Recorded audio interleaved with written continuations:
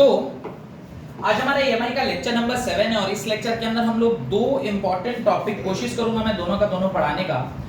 One is self inductance and other is mutual inductance. देखिए सबसे पहले व्हाट इज इंडक्टेंस उसको समझते हैं, सेल्फ इंडक्टेंस क्या होगा और म्यूचुअल इंडक्टेंस क्या होगा वो फिर धीरे धीरे हम लोग समझेंगे। इंडक्टेंस का मतलब एज सच जो लिटरल मीनिंग है उसका इंडक्शन, इंडक्शन से ही इंडक्टेंस वर्ड बना है। इंडक्टेंस का मतलब जब कभी भी कोई वायर जिसमें मैग्नेटिक फील्ड प्रेजेंट है या मैग्नेटिक फ्लक्स उसके साथ एसोसिएटेड है तो उस पर्टिकुलर वायर में उसके करंट, जैसे कि आपने देखा था कि जब कभी भी कोई करंट कैरिंग वायर रहता है वो खुद करंट कैरिंग वायर है और अगर उसमें एक्सेलरेटेड इलेक्ट्रॉन है तो उसके चारों तरफ मैग्नेटिक फील्ड पैदा होगा। अच्छा, अगर कोई कॉइल है, सर्कुलर कॉइल है, उसमें मैग्नेटिक फील्ड पैदा है, मैग्नेटिक फील्ड की वजह से आप करंट भी इंड्यूस कर सकते हैं और करंट की वजह से आप मैग्नेटिक फील्ड भी इंड्यूस कर सकते हैं। तो कहीं ना कहीं फ्लक्स और करंट के बीच में एक रिलेशनशिप आपने एस्टैब्लिश किया जो कि E = -d∅dt जैसा आपने डेरिवेशन करके भी देखा। तो इंडक्टेंस क्या है? इंडक्टेंस इज एक तरह का अपने आप में, मतलब जो करंट कैरिंग वायर है वो ही अपने अंदर में एक प्रॉपर्टी गेन कर रहा है। किस तरह की प्रॉपर्टी है वो हम लोग पहले कोशिश करते हैं लिखने का, फिर हम लोग समझेंगे कि वो किस तरह की प्रॉपर्टी है। ये चीज देख लीजिए, मैं पहले आपको बोल देता हूं कुछ ऐसी चीज है जिसको ना मतलब मैं आपको दिखा नहीं सकता। जैसे इलेक्ट्रिसिटी जब बोल रहा था मैं आपको उसको फील करा पा रहा था क्योंकि इलेक्ट्रिसिटी का इंपैक्ट आप देख पा रहे हैं, ठीक है। और अभी भी एक वर्ड और मैं आपको समझाऊंगा। तीन तरह का वर्ड होता है, एक है रेजिस्टेंस, एक वर्ड है रेजिस्टेंस, एक वर्ड होता है कैपेसिटेंस, एक वर्ड होता है कैपेसिटेंस और तीसरा वर्ड जो भी मैं लिख रहा हूं L, that is inductance, that is inductance. तो किसी भी सर्किट में जो वायर से बना हुआ है उसके अंदर मुख्यतः ये तीन ही प्रॉपर्टी पाई जाती है। ध्यान से समझिएगा, इसलिए बता रहा हूं क्योंकि इसके ठीक बाद वाला जो चैप्टर है AC, वहां पे आपको RC circuit, RL circuit, RLC circuit पढ़ना है। अगले चैप्टर में AC में आपको RC circuit, RL circuit, RLC circuit पढ़ना है। यानी ऐसा कोई वायर जिसमें रेजिस्टेंस और कैपेसिटेंस हो उसको RC सर्किट बोलेंगे, ऐसा कोई वायर जिसमें रेजिस्टेंस और इंडक्टेंस हो उसको RL सर्किट बोलेंगे, और कुछ वायर ऐसे होते हैं जिसमें R भी है यानी रेजिस्टेंस भी दिखा रहा है, इंडक्टेंस भी है और कैपेसिटेंस भी, उसको RLC सर्किट बोलते हैं। और मैंने आपको एकदम स्टार्टिंग में एक बोला था कि एक सबसे बड़ा डेरिवेशन मुझे करना है AC में, जो ये एक बार बोर्ड पर स्टार्ट हुआ तो एक बार पूरा, दो बार पूरा, तीन बार पूरा होकर चौथा बार में जाके वो पूरा डेरिवेशन कंप्लीट होता है। इतना लंबा डेरिवेशन है, that is power of a AC circuit जिसमें R भी है, L भी है और C भी है। तो इसी तीनों के अंदर एक तीसरा प्रॉपर्टी एक वायर के साथ एसोसिएटेड है, that is called as inductance. जहां कहीं भी करंट कैरिंग वायर होता है, तो मैंने आपसे फर्स्ट चैप्टर में बताया था कि करंट कैरिंग वायर है तो उसमें रेजिस्टेंस होगा। रेजिस्टेंस मतलब रास्ते का रुकावट। जब उसके अंदर एनर्जी स्टोरिंग पावर आ जाएगा तो that will become a capacitor. और जब आप उस पर्टिकुलर वायर से आप मैग्नेटिक फील्ड उसके अंदर किसी दूसरे सर्किट में इंड्यूस करा पाइएगा तो उसमें एक नई प्रॉपर्टी आ जाती है, इसको हम बोलते हैं इंडक्टेंस। एक वायर के अंदर ये तीनों प्रॉपर्टी क्या होती है? प्रेजेंट होती है। उसके अंदर रेजिस्टेंस भी होता है, कैपेसिटिव पावर भी होता है और इंडक्टिव पावर भी होता है। हम लोग अभी इंडक्टेंस के बारे में सिर्फ पढ़ रहे हैं, अगले चैप्टर में इसका एप्लीकेशन देखेंगे कि वायर में जब इंडक्टेंस होता है वो किस प्रकार से सर्किट को उसकी प्रॉपर्टीज को चेंज करता है। लिखिए फ्लक्स लिंकेज, इंडक्टेंस का डेफिनेशन लिखिए। Flux linkage of a closely wound coil, flux linkage of a closely linked coil is directly proportional to the current I। तो जितना फ्लक्स है उस पर्टिकुलर वायर में, जो सामने वाले वायर में या खुद के वायर में खुद में एक करंट प्रोड्यूस करेगा, वो किसके बराबर है? Flux is directly proportional to current in the wire. If the geometry of the coil if the geometry, लिख लीजिएगा IB is proportional to I, उसके नीचे लिखिएगा if the geometry of the coil is not varying with time, if the geometry माने coil का shape अगर time के साथ नहीं बदल रहा है। मैंने बताया ना कि आप फ्लक्स को कितने प्रकार से चेंज कर सकते हैं, 3 प्रकार से, याद आ रहा है? फ्लक्स 3 प्रकार से चेंज किया जा सकता है। वो पूरा वो पॉइंट करके लिखवाया होगा अगर आपको ध्यान आ रहा है कि एक फ्लक्स को चेंज करने का कई सारा तरीका है, नहीं चेंज करने के कुछ तरीके बताए। नहीं चेंज करने का क्या तरीका बताया था? तो पहला तरीका बताया था कि सेम वेलोसिटी से आप दोनों को मूव करिए। सेकंड तरीका बताया था कि जो लूप है उसको आप उसी के अंदर ही रख दीजिए, मतलब जो मैग्नेटिक फील्ड के अंदर ही उस लूप को आप घुमा दीजिए तो भी फ्लक्स चेंज नहीं होगा। और तीसरा बताया था कि जब कभी भी आप मैग्नेट को रोटेट कर रहे हैं अपने एक्सिस के अलॉन्ग तो भी उसके अक्रॉस फ्लक्स चेंज नहीं होता। तीनों पॉइंट मैंने 1 2 3 करके लिखवाया था विद डायग्राम। ये कह रहा है कि अगर आप फ्लक्स चेंज कर रहे हैं, अब फ्लक्स चेंज करने का कितना तरीका हो सकता है? फ्लक्स चेंज करने का पहला तरीका हो सकता है आप उसको मूव करिए। सेकंड तरीका हो सकता है आपने उसको स्विच ऑन ऑफ करके भी फ्लक्स चेंज कराया था। तीसरा तरीका हो सकता है आप कॉइल को मूव ऐसे घुमा रहे हैं जो जनरेटर के केस में।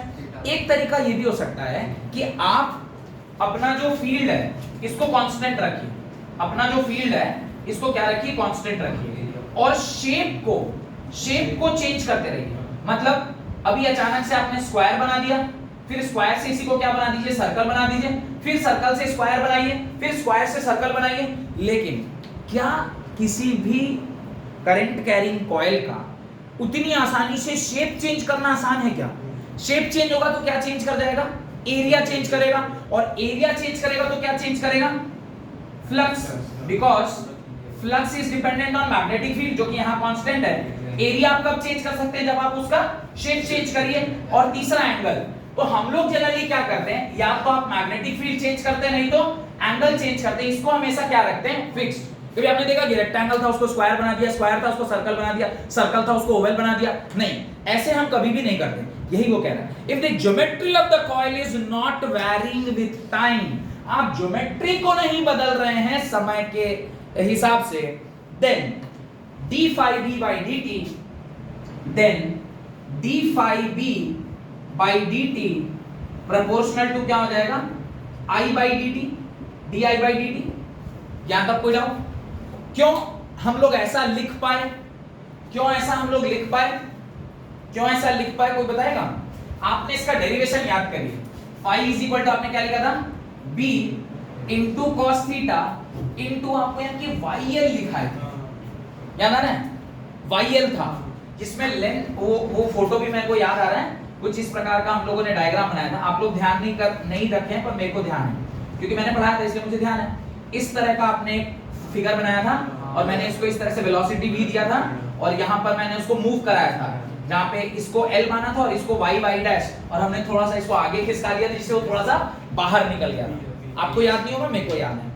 तो वहां पे हमने YL डाला था और फिर हमने जब इसको डेरिवेशन किया था तो इसमें b कांस्टेंट था, L कांस्टेंट था, cos थीटा कांस्टेंट था, dy by dt किया था और इसको भी d phi by dt कहते हैं। dy by dt किसमें कन्वर्ट हो गया था? वेलोसिटी में, और यहां से निकल के आया था induced current is equal to -bvl।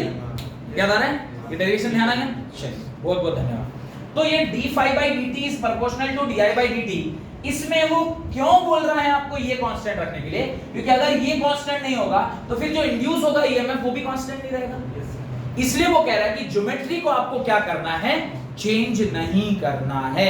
उसका लेंथ ब्रेड्थ क्या होना चाहिए? फिक्स, सो दैट कि आपका एरिया क्या रहे? फिक्स। अगर आप ऐसा लिख सकते हैं कि माइंड ये d phi by dt is equal proportional to this, इसके सामने अगर आप नेगेटिव साइन लगाइएगा, di by dt क्या होगा? What will be the value of di by dt? Change of current per unit time. ये कुछ क्वांटिटी को डिफाइन करेगा क्या? कोई फिजिकल क्वांटिटी को डिफाइन करेगा? di by dt, आप dq by dt करंट लिख सकते हैं, बट di by dt को कुछ लिख सकते हैं? नहीं लिख सकते। लेकिन ये इनडायरेक्टली क्या लिखा हुआ है? चार्ज इनटू टाइम लिखा हुआ है। This is written as charge into time. लिखिए, for a closely wound coil, ये लिख लेने के बाद इसके नीचे लिखिएगा d phi by dt is proportional to di by dt। इसके नीचे लिखिएगा, for a closely wound coil of n turns, the same magnetic flux is linked with all the turns. तो ये अगर सिंगल टर्न में ये रिलेशनशिप ट्रू है तो मल्टीपल टर्न्स में भी ये रिलेशनशिप क्या कहलाएगा? ट्रू कहलाएगा। आगे लिखें full stop. For a closely wound coil of n number of turns the same magnetic flux is linked with all the coil. क्योंकि खुद ही के करंट से उसको फ्लक्स लेना है तो वो एक सर्कल हो या 100 सर्कल हो, बात में कोई डिफरेंस नहीं होगा। The flux phi b through the coil changes, the flux phi b through the coil changes, each turn contributes to induced EMF. Each turn contribute to induced EMF. Each turn contributes to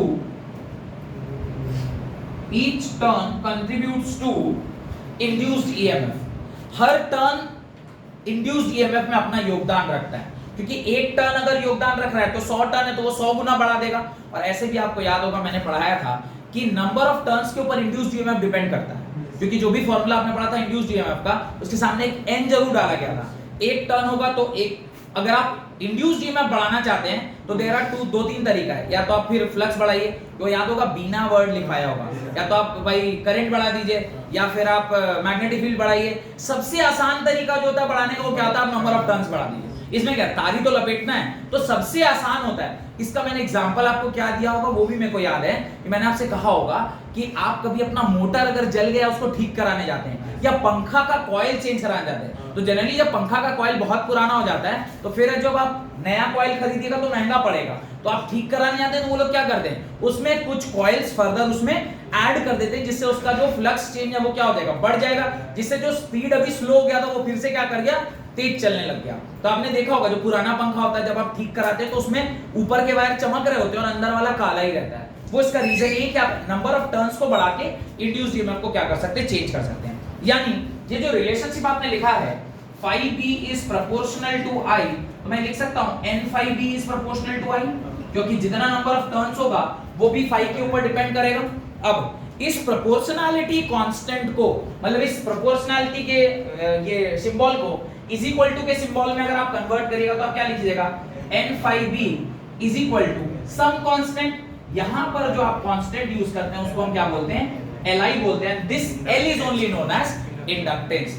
ये उसकी एक property है, जब कभी भी किसी wire में आप करंट डालते हैं तो वो वायर खुद में भी इंड्यूस कर सकता है और सामने वाले को भी इंड्यूस कर सकता है। इसलिए इंडक्टेंस कितने प्रकार का, दो प्रकार का, self inductance and mutual inductance. आप अपने अंदर जो करंट है, जो आपका फ्लक्स है, उसकी वजह से आप अपने अंदर में भी एक प्रॉपर्टी डेवलप करते हैं जिसको इंडक्टेंस बोलते हैं। अगर खुद की वजह से खुद में एक प्रॉपर्टी डेवलप किया that is called as self inductance. अगर खुद की वजह से दूसरे में वो प्रॉपर्टी डेवलप किया that is called as mutual inductance. तो इसी के बाद हम लोगों को ये टॉपिक लिखना चाहिए। पहले आप ये इक्वेशन लिख लीजिए, n phi b is equal to Li, या अभी सिर्फ n phi b is equal to some constant ki कर दीजिए। L तो तब पढ़ेंगे जब सेल्फ इंडक्टेंस आएगा, इसको आप सम ki कर दीजिए, बाद में बताऊंगा कि वो क्या है। लिखिए ki the constant of proportionality, ki करिएगा। L जो होता है ना वो सेल्फ इंडक्टेंस के लिए आता है और m जो होता है वो म्यूचुअल इंडक्टेंस के लिए आता है। तो जब वो दोनों टॉपिक पढ़ेंगे तो इस रिलेशनशिप में Li हो जाएगा और एक में Mi हो जाएगा, तो वो देखेंगे। Right, the constant of proportionality in this relation is called inductance. The constant of proportionality in this relation is called inductance। तो इस रिलेशनशिप में जो ये प्रोपोर्शनैलिटी कांस्टेंट है उसको ही हम लोग क्या बोलते हैं, इंडक्टेंस बोलते हैं। Therefore, inductance is basically a measure of the ratio of flux to the current. Inductance is basically the measure of ratio of flux linked with the current. Flux और कितने करंट में कितना फ्लक्स लिंक हो रहा है उसके बीच का क्या है, रेशियो है। The inductance is basically the measure of the ratio of flux to the current link to that particular flux. तो ये देखिए इसी रिलेशनशिप से आया, n phi is equal to ki, k is equal to n phi by आई, तो ये n तो चलिए नंबर ऑफ टर्न्स है, इसको छोड़ दीजिए। क्या है relationship? Flux by current is the inductance. Flux और करंट का जो रेशियो है ये इंडक्टेंस है। अच्छा मुझे बताइए, जब मुझे किसी भी बॉडी का इंडक्टेंस बढ़ाना है तो मुझे क्या बढ़ाना चाहिए? उसका n तो इंड्यूस्ड ईएमएफ के लिए बढ़ाना चाहिए। n को थोड़ी देर के लिए शांत रहने दीजिए। k और phi में अगर मैं चाहता हूं उसका इंडक्टेंस बढ़े, इंडक्टेंस बढ़ाने के लिए उसका फ्लक्स बढ़ाना चाहिए। फ्लक्स किसी भी वायर का कैसे बढ़ेगा? जब आप उसका जो मैग्नेटिक फील्ड का डायरेक्शन है उसी के परपेंडिकुलर आप पूरा एरिया, फ्लक्स तीन चीज के ऊपर डिपेंड करता है, magnetic field, cross sectional area and angle between the magnetic field and cross section area. तो मैक्सिमम फ्लक्स होगा उस टाइम पे आपका जो इंडक्टेंस है वो मैक्सिमम आएगा। अच्छा, करंट से आप इनवर्सली प्रोपोर्शनल है, यानी अगर सर्किट में करंट ज्यादा फ्लो कर रहा है तो इंडक्टेंस की वैल्यू क्या होगी? कम होगी। करंट कब किसी सर्किट में ज्यादा फ्लो करेगा? रेजिस्टेंस के टर्म में सोचिएगा। करंट कब किसी सर्किट में ज्यादा फ्लो करेगा? जब उसका रेजिस्टेंस कम होगा। यानी रेजिस्टेंस और इंडक्टेंस में उल्टा रिलेशनशिप है। जिस भी वायर का रेजिस्टेंस कम होगा उस वायर का इंडक्टेंस क्या होगा? ज्यादा होगा। ये अब आपको अपने दिमाग में सेट कर लेना चाहिए कि रेजिस्टेंस जिस वायर का कम होता है उस वायर का कंडक्टेंस ज्यादा होता है। क्यों? क्योंकि करंट अगर कम हो रहा होगा तो इंडक्टेंस बढ़ रहा होगा। उल्टा तो नहीं बोल गया, ठीक बोला। करंट अगर कम हो रहा होगा तो इंडक्टेंस बढ़ रहा होगा। करंट कब कम होगा? जब रेजिस्टेंस ज्यादा, और रेजिस्टेंस ज्यादा होगा तो ये हम ठीक ही बोला था। तो चलिए ठीक है, मतलब वो मेरे को लगा ऐसे कहीं उल्टा, मैंने 2-3 बार बोलने से लगता है कि कहीं उल्टा तो नहीं बोल गए। तो याद रखिएगा रेजिस्टेंस और इसके बीच में कैसा रिलेशनशिप है? उल्टा रिलेशनशिप है, वो ध्यान रखना है आपको। चलिए आगे लिखिए, द यूनिट ऑफ इंडक्टेंस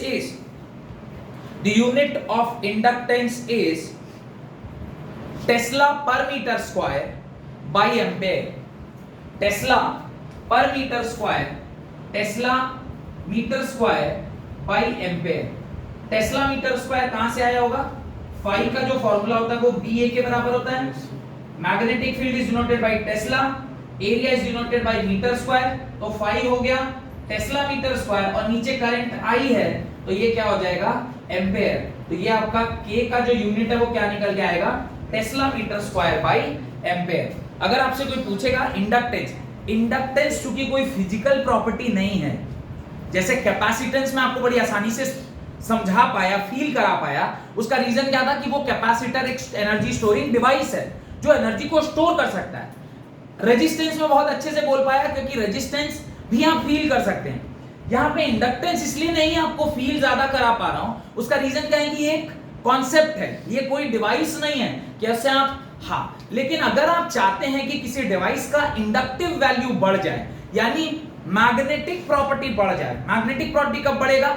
जब आप उसका फ्लक्स पर यूनिट करंट को बढ़ा देंगे। फ्लक्स पर यूनिट करंट अगर किसी का बढ़ जाता है तो उसकी इंडक्टिव प्रॉपर्टी बढ़ जाती है।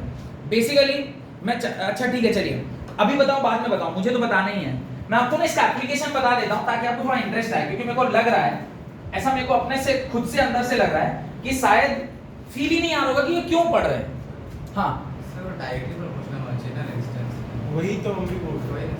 इसलिए तो मैंने आपसे कंफर्म किया कि मैं सही बोल रहा हूं गलत बोल रहा हूं। आप लोग सब बोले हां सही बोल रहे हैं। मैं फिर से एक बार रिलेशनशिप एस्टैब्लिश करता हूं। K और I के बीच में उल्टा रिलेशनशिप है। ये अगर बढ़ रहा होगा तो ये घटेगा, ये घट रहा होगा तो ये बढ़ रहा होगा। मैं लिख देता हूं, करंट के बढ़ने से ये घटेगा और करंट के घटने से ये बढ़ेगा। करंट किसी वायर में घट रहा होगा तो K की वैल्यू बढ़ रही होगी। ये घटा हुआ मतलब उसका रेजिस्टेंस ज्यादा है, यानी रेजिस्टेंस के बढ़ने से K की वैल्यू क्या हो जाएगी? बढ़ जाएगी। तो अगर मैंने गलती से कुछ गलत बोल दिया तो उसको आप सही कर दीजिए। इससे मेरे को अंदर से भी लग रहा था कि मैंने ना गलत बोल दिया है। R की वैल्यू बढ़ेगी तो K की वैल्यू भी बढ़ जाएगी, यानी रेजिस्टेंस किसी का ज्यादा होगा तो उसकी इंडक्टिव प्रॉपर्टी भी क्या होगी? ज्यादा होगी। अब जरा ध्यान से देखिएगा ना, भी समझ में आ जाएगा आपको कि इंडक्टेंस हमें कहां काम आता है। देखिए, एक ये वायर है, इसको हम रेजिस्टेंस बोलते हैं। एक ये वायर है, इसको हम कैपेसिटेंस बोलते हैं, और एक ये वायर है, इसमें एक प्रॉपर्टी होती है, इसको हम इंडक्टेंस बोलते हैं। इन तीनों का एक मुख्य काम है। क्या काम है वो मैं आपको बताता हूं। सबसे जो बेसिक काम है वो ये बताएं कि यहां से सिर्फ और सिर्फ कोई भी करंट पास कर सकता है। कोई भी का मतलब there are two type of current, DC भी क्रॉस करेगा यहां से और एसी भी क्रॉस करेगा यहां से। क्योंकि रेजिस्टेंस जो है वो डीसी को भी अलाउ करता है और एसी को भी अलाउ करता है। लेकिन जब आप कैपेसिटेंस की बात करते हैं, कैपेसिटेंस डीसी को कुछ अलाउ नहीं करता, ये सिर्फ और सिर्फ एसी को अलाउ करता है। कैपेसिटर इज अ डिवाइस, जब मैंने कैपेसिटर पढ़ाया होगा तो जरूर बोला होगा, ये पॉइंट ध्यान रखिएगा, आगे चल के इसको पढ़ेंगे। और मैंने ऐसे डिजाइन बना के आपको याद करने कहा होगा कि देखो जो आपका एसी करंट होता है वो कैसा होता है, साइनसोइडल वेव। तो एसी आ रहा होगा तो इसको एक रास्ता मिलेगा, ये यहां से क्या कर जाएगा, क्रॉस कर जाएगा। याद करने के लिए ऐसा मतलब कोई पूछे तो बताने मत लग जाएगा कि सर वो एसी है ना, तो वो ऐसा बीच से क्रॉस करता है इसलिए एसी यहां से क्रॉस होगा। ऐसे एक टेक्निक बोल रहा हूं याद रखने के लिए कि कैसे याद रखेंगे कि कैपेसिटेंस किसको अलाउ करता है, तो कैपेसिटेंस एसी को अलाउ करता है। क्यों? क्योंकि अगर डीसी आ रहा होगा तो दीवार से टकरा जाएगा, और दीवार से टकरा गया तो ये इसको क्रॉस नहीं करने देगा।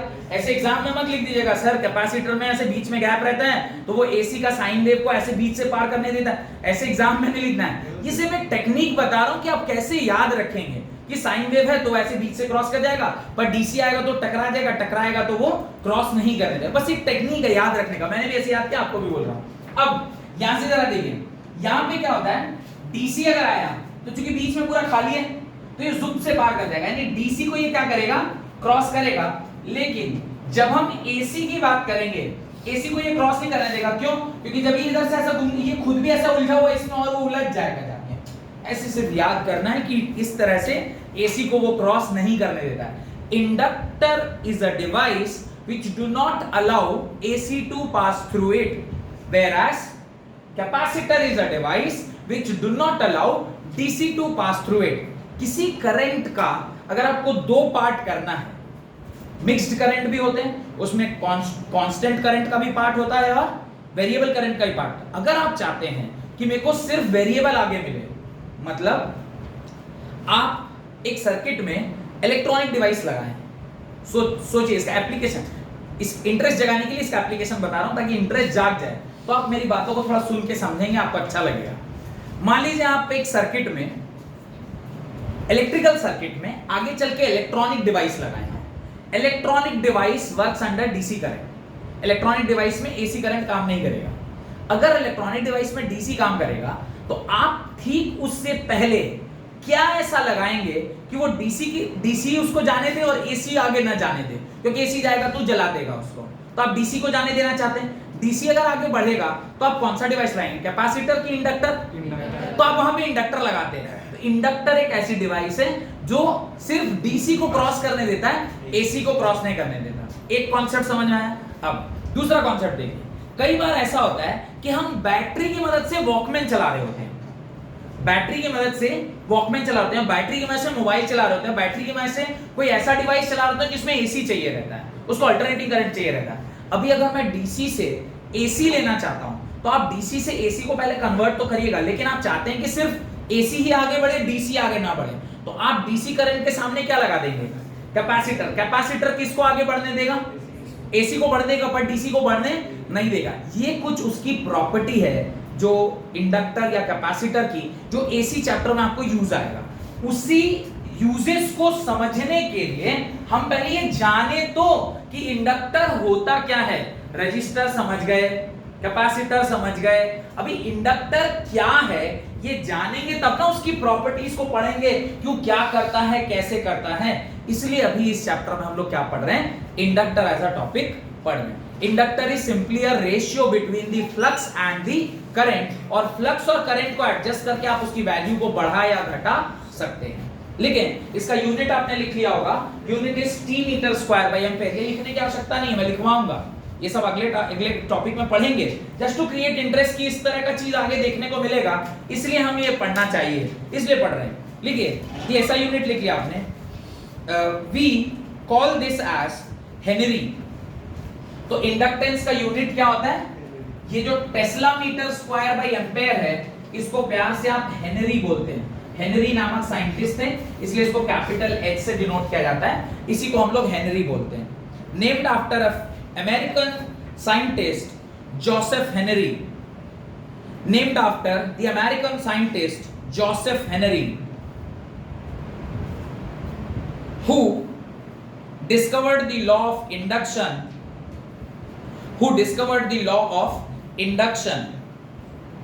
full stop, paragraph change।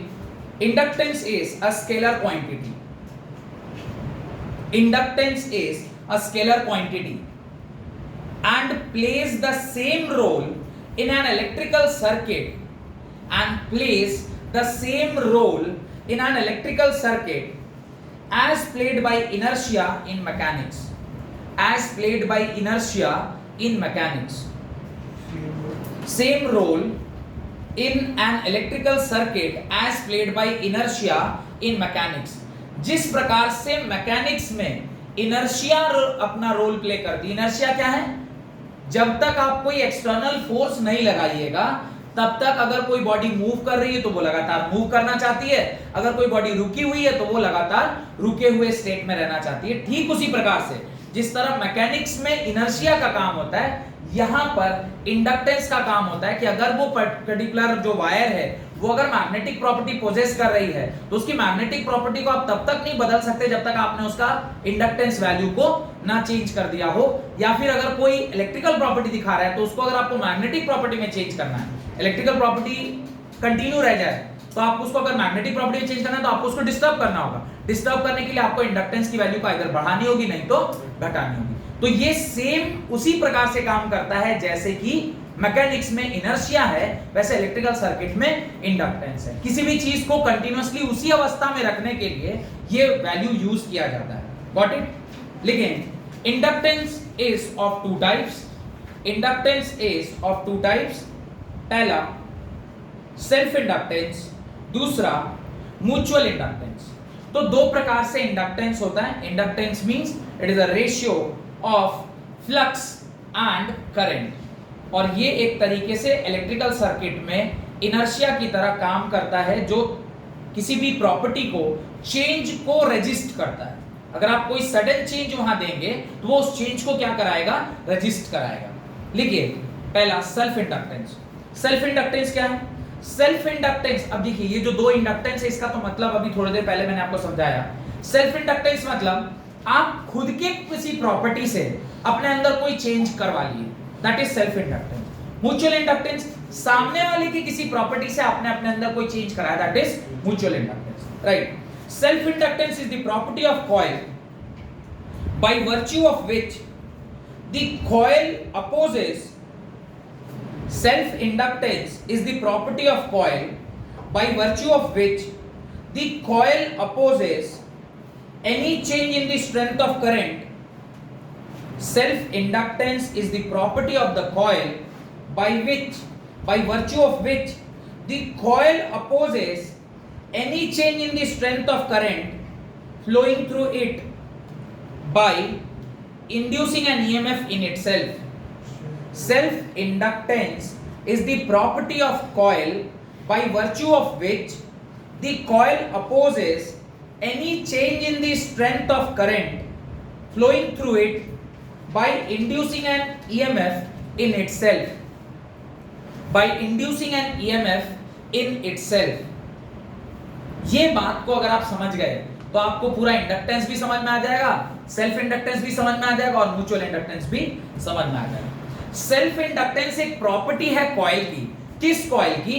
जिस कॉइल में करंट फ्लो कर रहा है उसी कॉइल की एक ऐसी प्रॉपर्टी है कि अगर आप उस वायर में करंट को बढ़ाने या घटाने का सोचेंगे तो वो वायर अपने अंदर एक अपोजिट डायरेक्शन में इंड्यूस्ड ईएमएफ क्रिएट करके एक रिवर्स करंट फ्लो करा देगा जिससे कि आपका जो अपोजिशन है उसको क्या कर दे?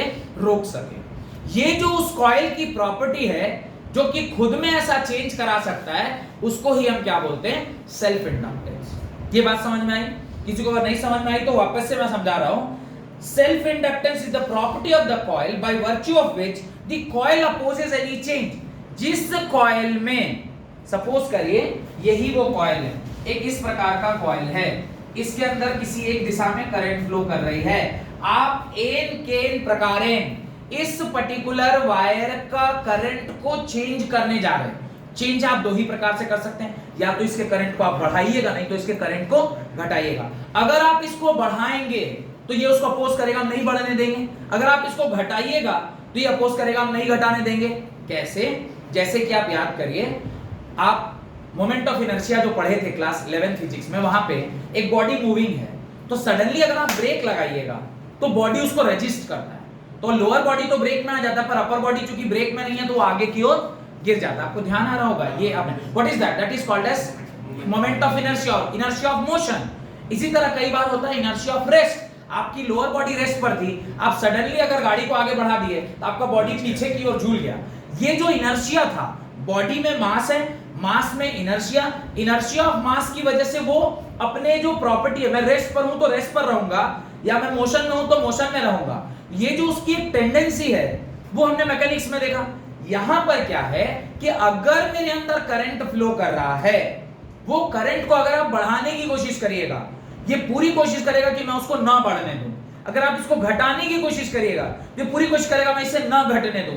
तो अब इसको ऐसा करने के लिए करेगा क्या, अगर आप बढ़ा रहे होंगे तो इस दिशा में ये करंट अपने अंदर फ्लो कराएगा, मैंने इस दिशा में इस तरीके से अपने अंदर इंड्यूस्ड ईएमएफ पैदा करेगा, जिसकी वजह से जो करंट है वो इसको अपोज करे ताकि वो उसको रेजिस्ट कर सके। तो अगर आप बढ़ाने की कोशिश कर रहे हैं तो ये घटाने की कोशिश करेगा, अगर आप घटाने की कोशिश कर रहे हैं तो ये बढ़ाने की कोशिश करेगा। ये जो एक कॉइल की प्रॉपर्टी है, नॉट वायर की, कॉइल की प्रॉपर्टी है, उसको ही हम क्या बोलते हैं, इंडक्टेंस बोलते हैं। उसी को हम क्या बोलते हैं, इंडक्टेंस बोलते हैं। ये एक वायर की प्रॉपर्टी है। अब ये आप खुद की वजह से भी कर सकते हैं या सामने वाले की वजह से। जब खुद से खुद का कीजिएगा तो उसको क्या बोलेंगे, सेल्फ इंडक्टेंस। और सामने वाला अगर आपके अंदर जो चेंज हो रहा है उसको अगर रेजिस्ट करवाएगा तो उसको क्या बोलेंगे, म्यूचुअल इंडक्टेंस। ये बात समझ में आ गई। अच्छा, ये जो इंड्यूस होगा ईएमएफ उसके अंदर, ये ईएमएफ उस दिशा में करंट को फ्लो कराएगा जो एक्चुअल दिशा में बह रही थी उसके उल्टे दिशा में। तो उसके लिए जो इंड्यूस होगा ईएमएफ वो एक्जैक्टली अपोजिट पोलैरिटी वाला होगा, क्योंकि अगर क्लॉकवाइज कहीं करंट बह रहा है और आप अगर उस क्लॉकवाइज करंट को बढ़ाना चाह रहे हैं तो वो जो कॉइल है वहां पे कैसा करंट फ्लो कराएगा, एंटी क्लॉकवाइज। और एंटी क्लॉकवाइज बहाने के लिए एक इंड्यूस्ड ईएमएफ इस प्रकार से पैदा होना चाहिए जो कि उसको एंटी क्लॉकवाइज बनाए। यानी क्लॉकवाइज वाला करंट अगर पोलैरिटी इधर प्लस इधर माइनस है तो एंटी क्लॉकवाइज में इधर प्लस इधर माइनस होगा। यानी ऐसा जो इंड्यूस्ड ईएमएफ जो किसी भी कॉइल का करंट को बढ़ने या घटने से रोकता है उसको हम बैक ईएमएफ बोलते हैं। तो एक नया वर्ड आज आप सीख रहे हैं, बैक ईएमएफ। इंटरव्यू में, इंटरव्यू मतलब जो आपका भाईवा प्रैक्टिकल जो होता है, या फिर कभी जब आप इलेक्ट्रिकल इंजीनियर भी बन जाइएगा तो बैक ईएमएफ इतना इंपॉर्टेंट टर्म है कि ये आपसे जरूर आपका इंटरव्यूअर या भाईवा वाला पूछेगा कि बैक ईएमएफ क्या है बताओ। अगर आप उसको वैसे ही समझा दिए जैसे मैंने आपको समझाया है तो समझिए कि वो समझ जाएगा कि आप ज्ञानी आदमी हैं और आपको फुल मार्क्स देगा।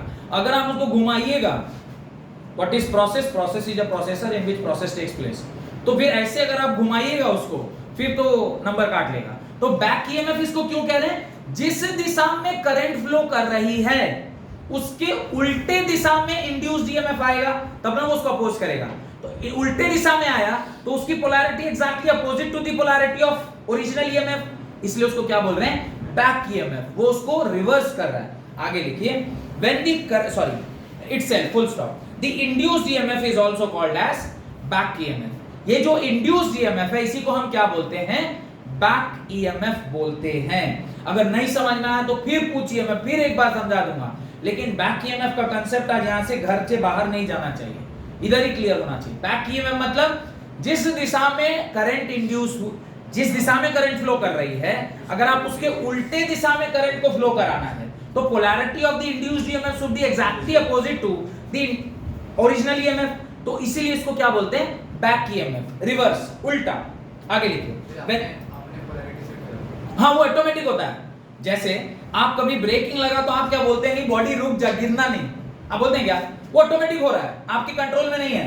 अचानक से गाड़ी मूव कर रही थी और ब्रेक लग गया तो आप खुद ही उसके ऊपर, लड़की एक तो वीडियो में आता छाटा मारी जो उसके देह पे गिर गया, नहीं देखा आप लोगों वाला वीडियो? हाँ नहीं वो अलग बात है, पर आपने देखा वो अचानक से ब्रेक का तो लड़की जो देखो ठीक से कर नहीं, तो वो बेचारा नहीं कुछ क्या रहा जवाब देगा, लड़की थी उसके ऊपर गिर गया तो ये हुआ। लेकिन वो इंतजार कर रहा था कि अब गाड़ी फिर कब चलेगी, और जैसे गाड़ी चली बस लड़की उसके देह पर गिरी, एक दो थप्पड़ दिया। बेहूदी साइंस नहीं पढ़ी है और हमको चटाचट दे दी पब्लिक में। तो साइंस नहीं पढ़ी थी तो इनर्शिया नहीं जानती थी, तो उस टाइम पे अपने बॉडी को आप कंट्रोल कर सकते हैं, आपके वो हाथ में है ये नहीं है। वो तो लॉ ऑफ नेचर है, universal law of nature. Newton का फर्स्ट नियम, न्यूटन का दूसरा नियम और न्यूटन का तीसरा नियम, ये आपके कंट्रोल के बाहर का चीज है। वैसे ही ये भी कंट्रोल के बाहर का चीज है, ये आपके कंट्रोल में नहीं है। जैसे ही आप उसको अपोज करिएगा ऑटोमेटिकली ऐसा कुछ होगा कि उसके अंदर एक इंड्यूस्ड ईएमएफ आ जाएगा और वो सेल्फ इंडक्शन क्रिएट करेगा। लिखें आगे, when the current in the coil is switched on, when the current in the coil is switched on, सोच के बताइएगा क्या होगा। कॉइल में करंट, स्विच को आपने क्या किया, ऑन किया।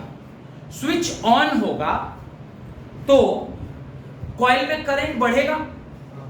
कॉइल में करंट बढ़ रहा होगा तो कॉइल की प्रॉपर्टी क्या होगी कि मैं इसे ना बढ़ने दूं, और वो इस प्रकार से अपने अंदर ईएमएफ डेवलप कर लेगा कि वो उसको अपोज करेगा। इसी वजह से जो जैसे ही आप स्विच ऑन करते हैं तो कोई भी चीज हड़हड़ा के नहीं चलने लग जाता है, वो टाइम लगता है। क्यों? क्योंकि जैसे ही आपने स्विच ऑन किया तो उसके अंदर एक इंडक्शन वैल्यू है जो उसको अपोज करना स्टार्ट किया। तो आपका जो, लेकिन कंटिन्यूअसली आप करंट देते जा रहे हैं तो धीरे धीरे क्या हो गया, बढ़ता गया, जिससे कि कोई चीज नाचने लग जाती है। बात समझ में आ रहा है? और ये नचाने की प्रयास में हम लोग क्यों चल रहे हैं? क्योंकि आगे चल के हमें क्या पढ़ना है, जनरेटर पढ़ने के लिए, एसी जनरेटर पढ़ने के लिए कॉन्सेप्ट का जानना जरूरी है। तो लिखिए, when the current in the coil is switched on, the self induction opposes the growth of current, opposes the growth of current, obviously उसको अपोज करेगा, opposes the growth of current।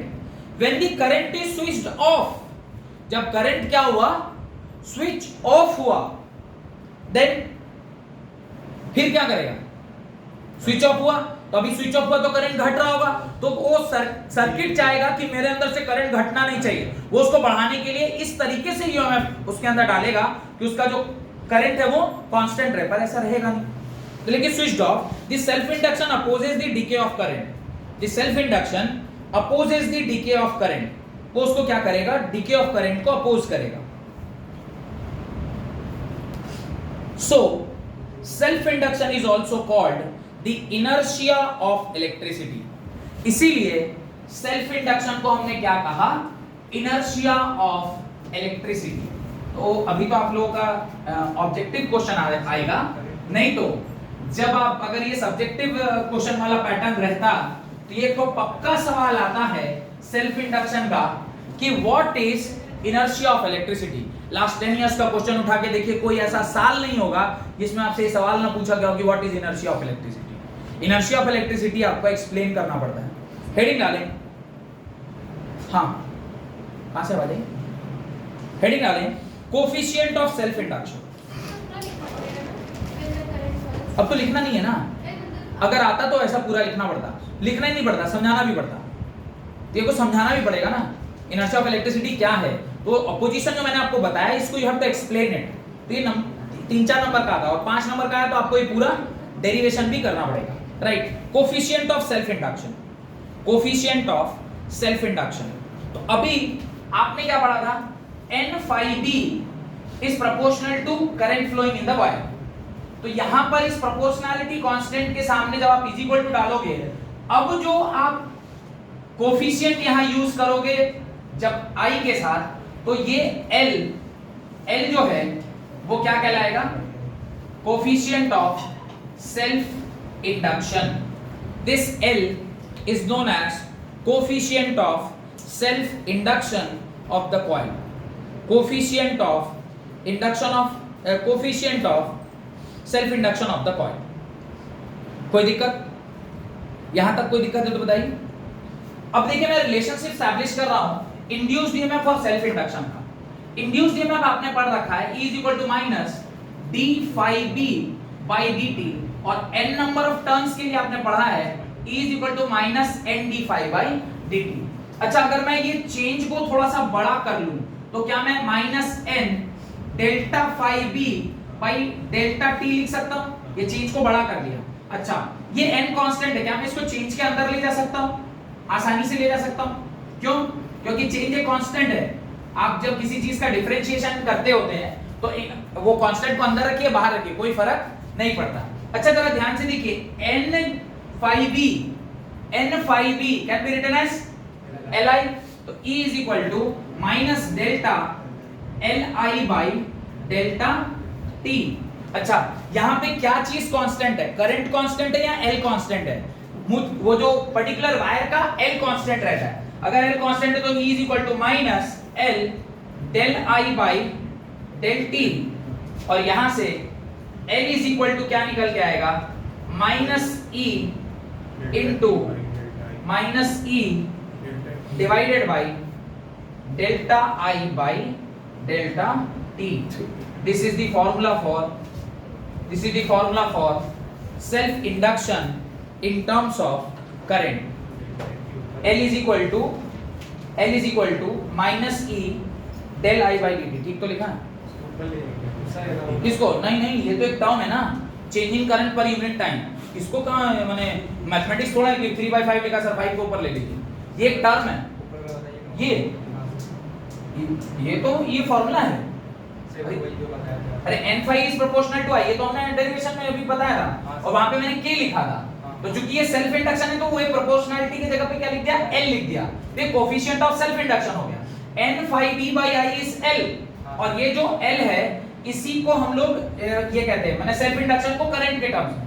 अगर मैं सेल्फ इंडक्शन को induced EMF के terms में लिखना चाहता हूं तो मैं क्या लिखूंगा? E is equal to minus nd phi by dt। उसमें d phi को अगर थोड़ा बड़ा चेंज कर लें तो डेल्टा कर दिया। अगले केस में मैंने n को अंदर ले लिया, phi b की जगह पे मैं क्या लिख सकता हूं? li लिख सकता हूं, तो मैंने यहां से इसको रिप्लेस कर दिया, phi b ni हो गया, ni की जगह में li लिख दिया, l कांस्टेंट था बाहर ले आया तो क्या हो गया? del I by this। तो ये एक्सप्रेशन आया। इसके बाद इधर, और यहां से मैंने सिर्फ l का वैल्यू निकाला, तो l is equal to e by delta I by delta t, और इधर नेगेटिव साइन, तो l is equal to minus e by this।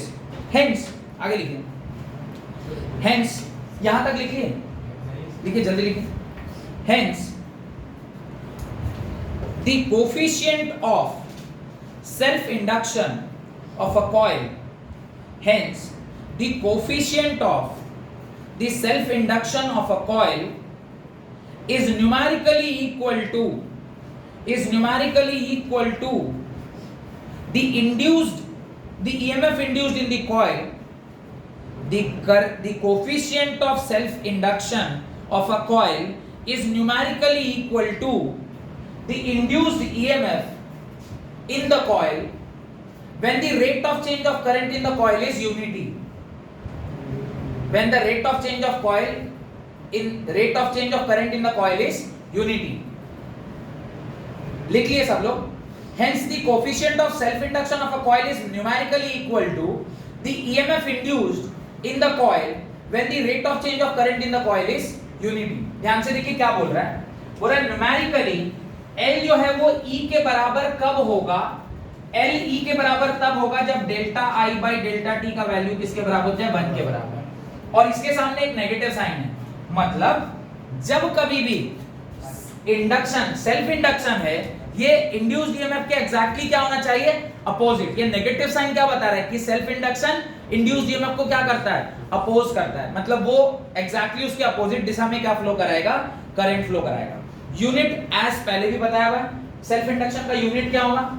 Self induction का यूनिट होता है अगेन हेनरी, और हेनरी को आप क्या लिखोगे? वोल्ट। ये क्या लिखा है? इसको लिखेंगे वोल्ट बाय करंट पर सेकंड। तो इसको आप यूनिट क्या लिखोगे? एल का इस टर्म्स में एल इज इक्वल एक यूनिट तो इसका हेनरी है, एक यूनिट तो इसका हेनरी है। और हेनरी हम लोगों ने कैसे निकाला था? हेनरी हम लोगों ने निकाला था tesla metre square by ampere से। तो ये इसका एक यूनिट है। दूसरा एल आप इससे भी निकाल सकते हो। ये कैसा आएगा? वोल्ट, ऊपर आया वोल्ट, ये नीचे सेकंड, सेकंड को ऊपर ले लेते हैं, बाय एम्पेयर।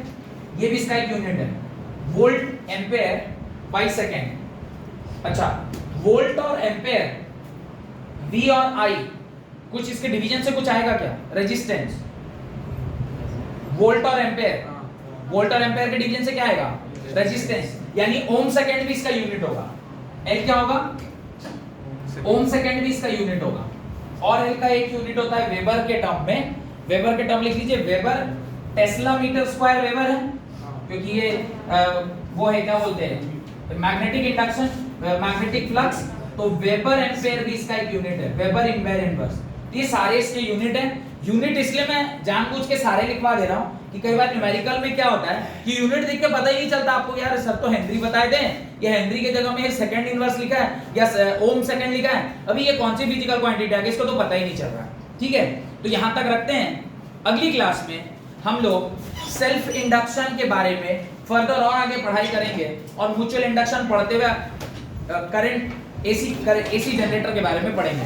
बहुत बहुत धन्यवाद, आज की क्लास अटेंड करेंगे। अगली क्लास में मैग्नेटिक फ्लक्स, वो जो